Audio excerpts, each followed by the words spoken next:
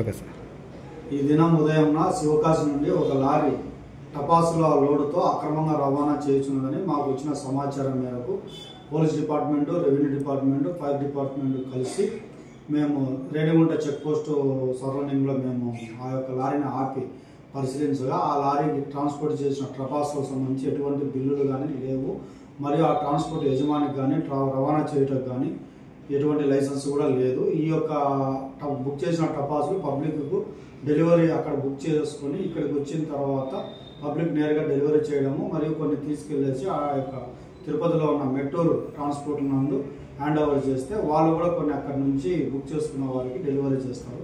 ఇలా అక్రమంగా రవాణా చేయడము, అక్రమంగా నిల్వ చేయడము వంటి చట్టపరంగా ఎక్స్పోజర్ యాక్ట్ ప్రకారంగా నేరం కావున వాటిని సీజ్ చేసి కేసు నమోదు పరచడమైనది.